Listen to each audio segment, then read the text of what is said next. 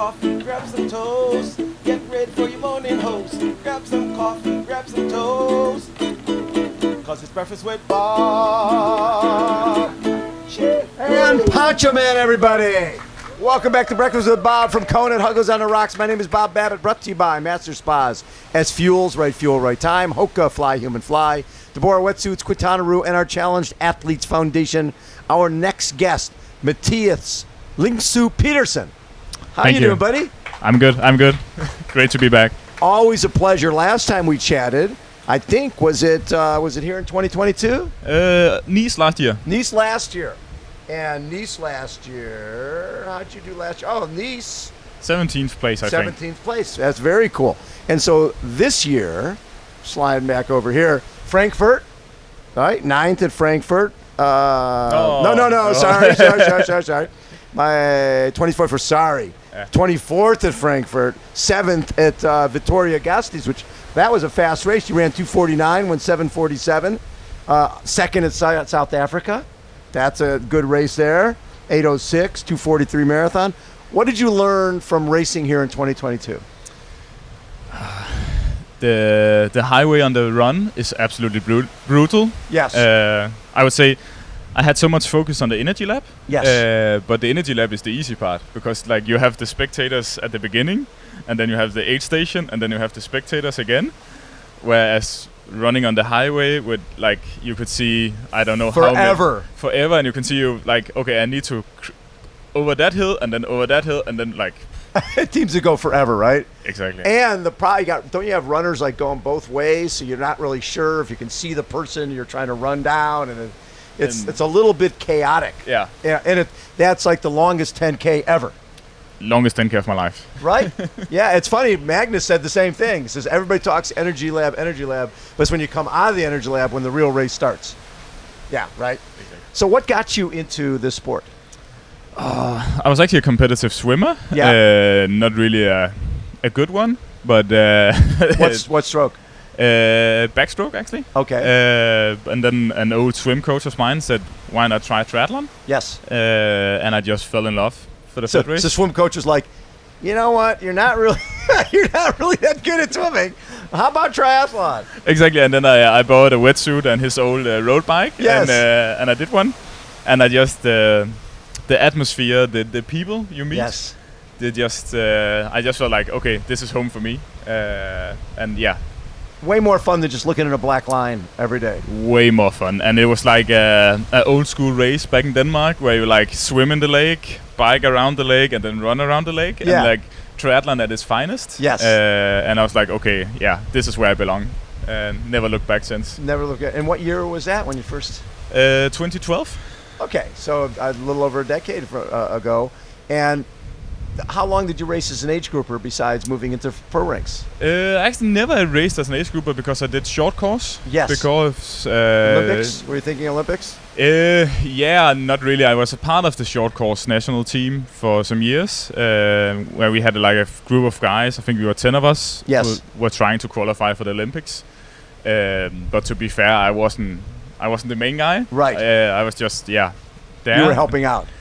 Yeah, basically. And learning. In learning, I learned a lot. And then in 2017, I think actually me and Bekkegaard got kicked off the national team on the same day. You got kicked off the team? Yeah. That kicked off, we were told like maybe you should try long course instead of short course. And then we both have had way more success. In long course? Yeah. So that you're pretty grateful that they booted you. Yeah. Because you could have wasted more time there and not really found your calling. Yeah, because I never think I would have made the Olympics. Like right. Those guys are also really extremely fast. good, and yes. You need some kind of say X factor or something like that for the short course. Like yes. You need to take the right decisions so fast and be really quick on your feet. Whereas I found that the more endurance, high engine part of long course suited me way better. Way better. Constant, more of a diesel, steady state.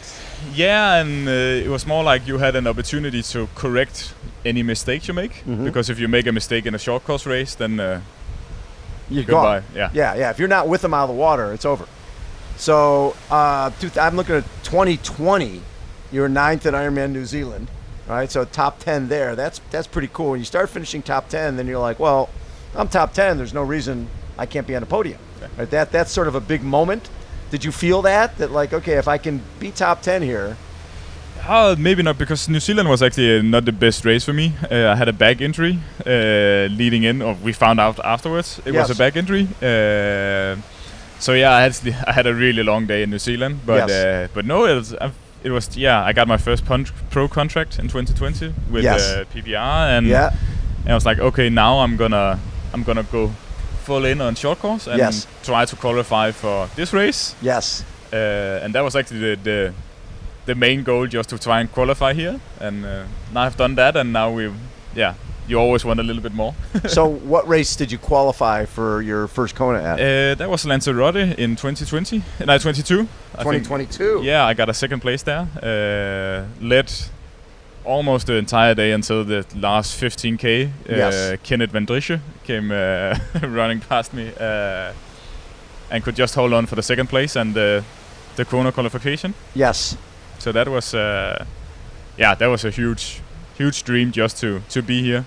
And now it's more business than pleasure. Well, last time was more pleasure than business. You were here just going, oh my God, I can't believe it's the World Championships. Now you belong. You know you can be one of the best. So what were you 16th here in 2022 or 14th? 16th. 16th, okay. Yeah. And 5-minute penalty. And of course, nobody's ever drafted before. So it's like anybody gets a penalty is like, but it was a bad penalty. Your penalty was called by Jimmy Riccatello, who's one of the best. So you know what? All you do when those things happen, you make the best of it.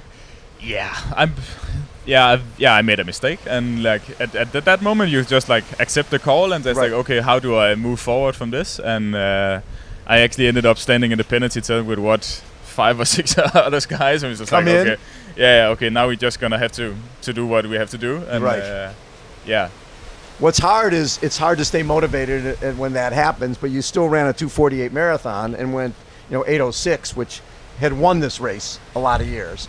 So you were able to get yourself together, and as Jan Frodeno said, stuff happens always, and you better be ready for whatever happens.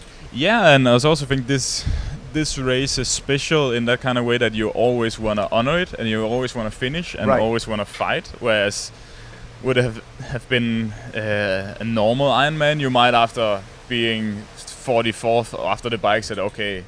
Were you 44th off the bike? Yeah. And you ran your way up to 16th? That's impressive. Thank you. You must have felt like it was like bugs coming onto the windshield, people coming back so fast. And that was also, I think one of the reasons why I had to get a one split was you get a motivation boost every time. Yeah, the energy dots. You're just like going by people. But I think any other race you might have quit, like said, okay, I'm going to focus on the next one. But a World Champs, you always want to be, okay, at least I left everything on the race course, and then... and I think that's the special part about this race, that nobody wanna DNF here. No, and the deal is nobody comes here going, okay, I was just planning on Ironman Arizona anyways. Yeah, everybody's here, which is what makes it a World Championship. Exactly. Everybody's here. If they're at the starting line, you're assuming they're in the best shape of their life, and I'm guessing there's 25, 30 guys who think they can be top 5 here or top 10, right? Like yourself. There's really on the right day, there's no reason that can't happen to you, right? So we were just talking this year. Where'd my 2024 go? Okay, so Frankfurt was not a great day, but you still ran 2:45 there. Yeah, I had a bike crash, and like many others in Frankfurt, the weather was... so it was wet, right? Yeah, it was raining like crazy, and I think we had one corner where like almost 10 of us went down. Yes. And that was a pretty bummer, because that was the last thing my coach said to me before Frankfurt. I was like, don't do anything stupid so you can't do Kona. Yes. And then I crashed. Like. Oh my God. So that wasn't ideal, but still got the best out of it. Well, you did. And then when I look at your run splits from this year, 2:43 at South Africa, 2:49 at Vitoria-Gasteiz, and then 2:45 at Frankfurt. So very consistent.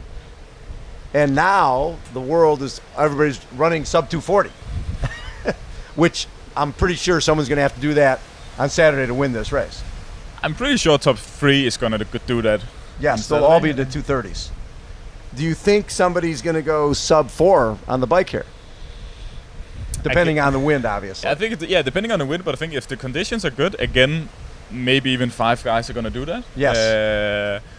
You could just see, like, since the pandemic, like each year we just like go up 2 or 3%. Yes. And you can't really explain why, just that it happens. Just everybody, I think a lot of people during COVID realized eventually COVID was going to end. They couldn't race anywhere, so they just piled up training, really quality training. Yeah, maybe, and also, like, I think a lot of us were struggling with the financial side of it during COVID because Yes. The sponsors No money coming in. Exactly, no prize money, and the sponsors were struggling, and then so forth. And I think a lot of us was like, okay, we cannot take this for granted. Like, we have to work even harder to. That's a great point. And so people maybe also came back a little bit more motivated than they were before the pandemic. It's like when you realize that something can go away. You're sort of in the midst of, okay, I got this season, I got next season. No season is guaranteed. Yeah. And we lose a couple seasons, and that's a big chunk of your career at the peak of your career. Exactly, and also you could also see, I think Ironman is also, the amount of pro races is getting a little bit smaller, so you pack the fields. Yes. And as soon as you get that, the competition is also going to go up. And Right. So you better be ready. Exactly. So, and you seem to do a nice balance between the 70.3 races and the fulls. Do you find that the 70.3s help you for the fulls? Yeah, because I think I'm better suited for the full distance. Yes. So the 70.3s is a little bit out of my comfort zone in a good way. Like, I have to prepare a little bit specific for them, and I have to really be focused while competing at them because the longer suits me better. Yes. So it's a nice boost, and then I know, like, okay, if I can do well on a 70.3, I'm also going to do well on a full distance afterwards. Yes, and I think with what PTO has brought to the table with the T100, it puts people in a position where they, even if they're thinking about this at the end of the year, they still are doing shorter distance because they're getting guaranteed dollars to do that, which is awesome. Yeah, and also with the way that full distance racing is evolved now, that you also need that higher limit. Yes. Like, you cannot say, okay, I'm going to do Ironman watts all day. You can do that, but then you be 20 minutes out of T2. Like, you need to be able to react, and I think the full distance now looks way more like the half distance 5 years ago. You're absolutely right. Yes. And maybe also why you can see athletes being able to jump distance. Going back and forth. Exactly, because if you want to be good right now, you have to be good on all the distance. Yes. What would you be happy with here? The dream would be a top 10. Okay. And top 15, I would also be happy. You'd be happy with top 15. You're 16th last time. Come on now. Yeah, but and with a penalty. Well, I know, but you were 44th off the bike. I know. You're not going to be 44th off the bike this time. Hopefully not. not. You're going to be hopefully top 15, top 20 off the bike. Yeah, that would be good. But yeah, the level right now, Bob, is just. It's really, huh? Yeah. But no, I say top 10, and then I'll be. You'll be a happy guy. Yeah, then you'll see me down here smashing the beers afterwards. Okay, I tell you that. Matthias, thank you so much for taking time, and have a you, great friend. race on Saturday. Poncho Man, take us out. Grab some coffee, grab some toast. Get ready for your morning host. And grab some coffee, grab some toast. Cause it's breakfast with Bob. And Poncho Man, everyone.